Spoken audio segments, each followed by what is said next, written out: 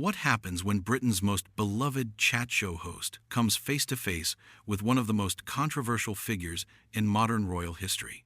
You won't believe what unfolds when Meghan Markle sits down with Jonathon Ross for what was supposed to be a standard promotional appearance, only to have it spiral into one of the most explosive confrontations ever captured on live television. Before we get into this incredible story, make sure you hit that subscribe button and drop a comment below, because you're not going to believe what transpires in the next few minutes. Last night's episode of The Jonathon Ross Show was meant to showcase Meghan Markle's latest charitable initiatives and her new podcast series. The Duchess arrived at the ITV studios looking polished as always, dressed in an elegant cream blazer that cost more than most people's monthly salary. But beneath that carefully curated exterior, tensions were already simmering. Sources backstage revealed that Meghan had arrived with an unusually large entourage and had made several last-minute demands about which topics were off-limits for discussion. The show opened with Jonathon's typical warmth and humor, his trademark grin plastered across his face as he welcomed his guests to thunderous applause from the studio audience. "Ladies and gentlemen, please welcome the Duchess of Sussex, Meghan Markle." The crowd erupted, but even trained eyes could detect something different in Meghan's demeanor as she walked onto the set. Her smile seemed forced, her wave a bit too rehearsed, and there was a noticeable stiffness in her posture as she settled into the iconic red chair. "Meghan, wonderful to have you here," Jonathon began, his voice carrying its usual jovial tone. "You look absolutely radiant, as always. How are you finding life back in the spotlight with all your new projects?" Meghan's response was measured, almost rehearsed. "Thank you, Jonathon. It's always lovely to be here. I'm incredibly passionate about the work we're doing, particularly around mental health advocacy and supporting communities that have been marginalized." But Jonathon, being the seasoned interviewer he is, could sense something brewing beneath the surface. His years of experience had taught him to read between the lines, and there was definitely something Meghan wasn't saying. The conversation continued pleasantly enough for the first few minutes, touching on her podcast and various charitable endeavors. However, veteran viewers of the show would have noticed the subtle signs that this wasn't going to be just another celebrity puff piece. The first crack in the facade appeared when Jonathon made what seemed like an innocent comment about her recent media appearances. "You've been quite busy with interviews lately. I have to say, you've become quite the media personality yourself. Some might even say you're giving the traditional royals a run for their money in terms of grabbing headlines." Meghan's smile faltered for just a split second, but it was enough. Her voice took on a slightly sharper edge as she responded, "Well, Jonathon, I think it's important to use whatever platform you have to make a positive difference. That's always been my approach." Of course, Jonathon replied, but there was something in his tone that suggested he wasn't entirely convinced. Though some critics might argue that constant media attention isn't always the most effective way to create change, what would you say to those who suggest that perhaps a quieter approach might be more, shall we say, dignified? The temperature in the studio seemed to drop several degrees. Meghan's posture became noticeably more rigid, and her hands, which had been gesturing naturally throughout the conversation, now gripped the armrests of her chair. "I'm sorry, Jonathon, but I'm not sure I understand what you're getting at. Are you suggesting that speaking out about important issues is somehow undignified?" Jonathon, perhaps sensing he'd struck a nerve but unable to resist pushing further, leaned forward slightly. "Not at all, Meghan. I'm simply wondering if there's ever been a moment where you've thought, perhaps I should step back a bit, let the work speak for itself, rather than always being front and center." The studio audience, which had been warmly receptive up to this point, fell into an uncomfortable silence. Even the production crew, visible at the edges of the set, seemed to sense that something significant was happening. Meghan's eyes narrowed almost imperceptibly, and when she spoke, her voice carried a chill that hadn't been there moments before. "Jonathon, I have to say I'm quite surprised by this line of questioning. When male public figures advocate for causes they believe in, they're called leaders. When women, particularly women of color, do the same thing, apparently we're accused of being attention-seeking." Her words hung in the air like a challenge, and it was clear that the gloves were coming off. Jonathon's expression shifted. Gone was the easygoing television personality. replaced by someone who clearly hadn't expected to be challenged quite so directly. Now, hang on a minute, Meghan. I don't think that's entirely fair. I'm simply asking legitimate questions that I think a lot of people are wondering about. And what people would those be exactly? Meghan shot back, her voice rising slightly. Because from where I'm sitting, it sounds like you're parroting the same tired narratives that have been used to silence women who dare to have opinions and use their voices. The confrontation was escalating rapidly, and both participants seemed to realize they were approaching a point of no return, but neither appeared willing to back down. Jonathon's jaw tightened as he processed Meghan's accusation. Years of hosting experience had taught him how to handle difficult guests, but this felt different. This wasn't just a celebrity having a bad day. This was someone actively challenging his integrity on live television. Meghan, I think you're being quite unfair here. I've interviewed hundreds of public figures, men and women of all backgrounds, and I ask the same tough questions of everyone. That's literally my job. Is it though? Meghan fired back, her voice now carrying a razor-sharp edge that cut through the studio's tense atmosphere. Because I've watched your show, Jonathon. I've seen how you fawn over certain guests, how you throw them softball questions and laugh at their mediocre jokes. But somehow, when I'm sitting here trying to discuss meaningful work, you want to question my motives and suggest I should be quieter about it. The studio audience was now completely silent, as if collectively holding their breath. This wasn't the light entertainment they'd expected when they'd queued up hours earlier for tickets. Camera operators were frantically adjusting their angles, sensing they were capturing television gold, or a complete disaster. Jonathon's face was beginning to flush red, a telltale sign that his famous temper was starting to surface. Now, you listen here, Meghan. I've been nothing but respectful to you since you walked onto this stage. I've given you a platform to talk about your projects, your causes, everything you wanted to promote. But the moment I ask you a slightly challenging question, you immediately play the victim card and start throwing around accusations of sexism and racism. Victim card. Meghan's voice pitched higher, incredulity dripping from every word. Did you just accuse me of playing the victim card?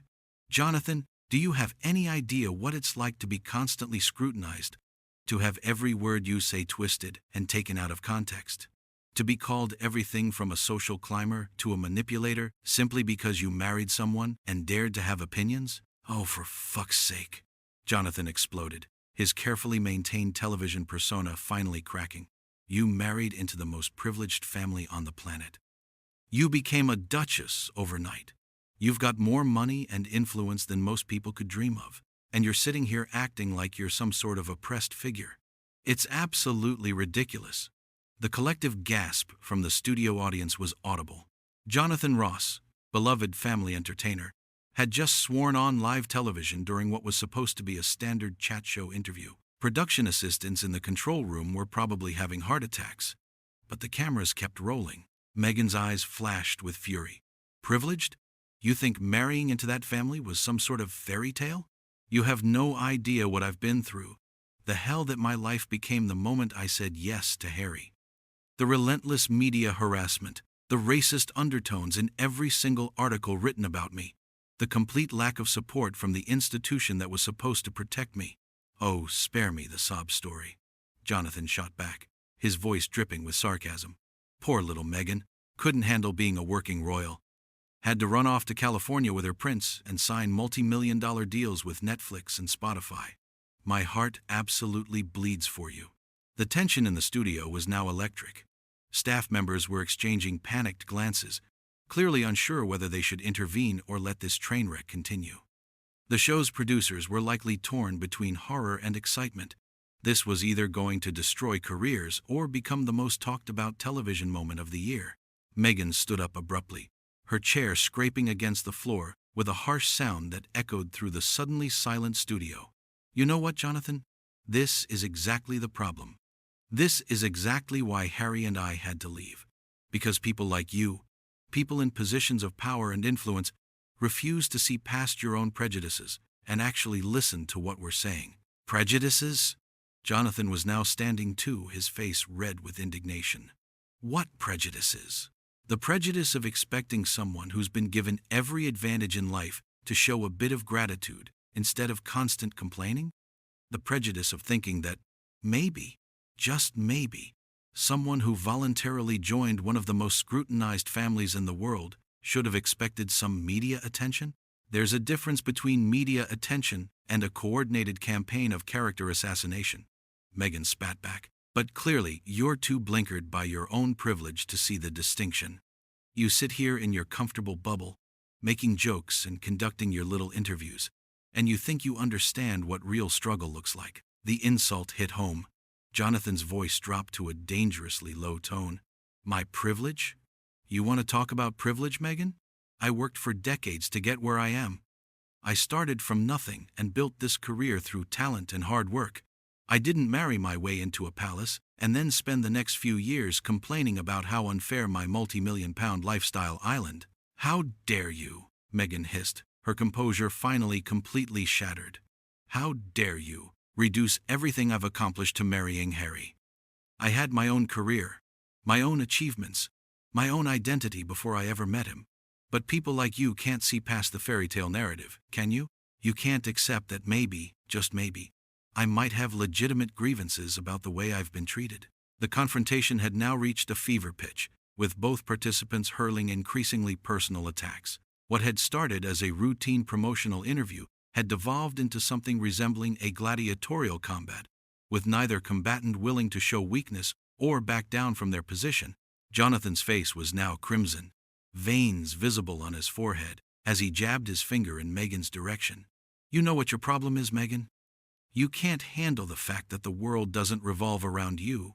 You thought you could waltz into the royal family, change everything to suit your American sensibilities, and when it didn't work out exactly as you planned, you threw the biggest tantrum in modern royal history. Tantrum? Meghan's voice reached a pitch that made several audience members visibly wince. You call standing up for myself and my family a tantrum? You call refusing to be silenced and degraded a tantrum? This is exactly the kind of gaslighting bullshit that drove us out of the UK in the first place. The profanity from Meghan sent shockwaves through the studio. This was the Duchess of Sussex, a former member of the British royal family, swearing on live television. Social media was undoubtedly exploding, and morning show producers across the country were probably already planning their reaction segments. Oh, here we go again, Jonathon shouted, throwing his hands up in theatrical exasperation. Everything's gaslighting, everything's racism, everything's someone else's fault. Never once do you look in the mirror and think, maybe I'm the problem here. Maybe the issue isn't that everyone else is prejudiced. Maybe it's that you're an entitled princess who can't handle being told no for the first time in her adult life. That was the final straw. Meghan's eyes blazed with pure fury as she took a step closer to Jonathon, close enough that the cameras caught every detail of her face contorted with rage. You sanctimonious piece of shit, she snarled, her voice low and venomous. You have absolutely no idea what you're talking about. You sit here in your little television bubble, making your pathetic jokes and kissing ass to whatever celebrity walks through that door, and you think that gives you the right to judge me? The studio had gone completely silent except for the sound of cameras whirring and the barely audible whispers of horrified production staff. This was no longer television entertainment. This was a real-time character assassination happening on live television. Jonathon's mouth fell open in shock. Even he, with his decades of experience handling difficult situations, had never encountered anything quite like this. But his surprise quickly morphed back into anger. How dare you speak to me like that? This is my show, in my country, and you're a guest here. If you can't handle a few tough questions without descending into gutter language and personal attacks, then maybe you're not cut out for public life. Your country? Meghan laughed, but it was a harsh, bitter sound with no humor in it whatsoever. Your country that spent 3 years systematically destroying my reputation, printing lies about me, making my life a living hell until I had no choice but to leave? Your country that stood by and watched while I was racially abused in your precious tabloids? Yeah, I can see why you're so proud of it. Nobody forced you to leave, Jonathon roared. You chose to run away. You chose to give up your duties, abandon your responsibilities, and flee to America where you could play victim full-time and cash in on your royal connections. Don't you dare try to rewrite history and pretend you were some sort of martyr. Meghan's entire body was trembling with rage now. You're absolutely right, Jonathan. Nobody forced me to leave. I left because I realized that people like you would never accept me. I left because I refused to spend my life being demonized by bitter, small-minded individuals who can't stand the fact that someone actually stood up to your precious establishment. Small-minded? Jonathan's voice cracked with indignation. I've been doing this job since before you were even famous, sweetheart. I've interviewed prime ministers, A-list celebrities, Nobel Prize winners, people with actual accomplishments, and not one of them has ever sat in that chair and spoken to me the way you just have. Good, Meghan shot back. Maybe they should have. Maybe if more people called out your condescending, sexist bullshit, you might actually have learned something over the years instead of just getting comfortable being a middle-aged mediocrity who thinks he's entitled to respect he hasn't earned. The insult hit Jonathan like a physical blow. His face went from red to purple, and for a moment it looked like he might actually explode. Get out, he said, his voice shaking with fury. Get the fuck out of my studio. Right now. Gladly, Meghan spat, already moving toward the edge of the set. This has been absolutely enlightening, Jonathan. Thank you for proving every single point I've ever made about the toxic culture in this country. But Jonathan wasn't finished. As Meghan began to walk away, he called after her, his voice echoing through the stunned studio. Run along then! Run back to your mansion in Montecito and your Netflix millions. But don't expect any sympathy from the British public when your next publicity stunt inevitably backfires. Meghan stopped dead in her tracks and slowly turned back to face him, her expression ice cold. You know what, Jonathan? I genuinely feel sorry for you. You're so desperate to cling to relevance that you'll attack anyone if you think it'll get you a few headlines. But here's the thing. I don't need your approval. I don't need Britain's approval. And I certainly don't need validation from a washed-up talk show host who peaked 20 years ago. With that devastating final blow, Meghan turned on her heel and strode off the set, her heels clicking against the studio floor with military precision. The sound echoed through the deathly quiet space as cameras followed her exit, capturing every step of her dramatic departure. Jonathan stood alone on the set, his chest heaving, staring after her retreating figure. The studio audience sat in stunned silence, unsure whether to applaud, boo, or simply sit there processing what they had just witnessed. Production assistants were frantically gesturing from the sidelines, clearly unsure how to proceed with the rest of the show. The host looked directly into the main camera, his famous composure completely shattered, sweat visible on his brow, and his hair disheveled from running his hands through it during the heated exchange. Well, he said finally, his voice hoarse and shaky, I think we can safely say that was unexpected. The camera held on his face for several more seconds, capturing the full impact of what had just transpired before finally cutting to an emergency commercial break. But by then, the damage was done. The interview that was supposed to promote Meghan's latest projects had instead become one of the most explosive television moments in recent memory. A brutal 10-minute exchange that would be dissected, analyzed, and debated for months to come. As the credits rolled and the studio lights dimmed, both the empty chair where Meghan had sat and Jonathan's shell-shocked expression served as stark reminders that sometimes live television can be far more real and raw than anyone bargains for.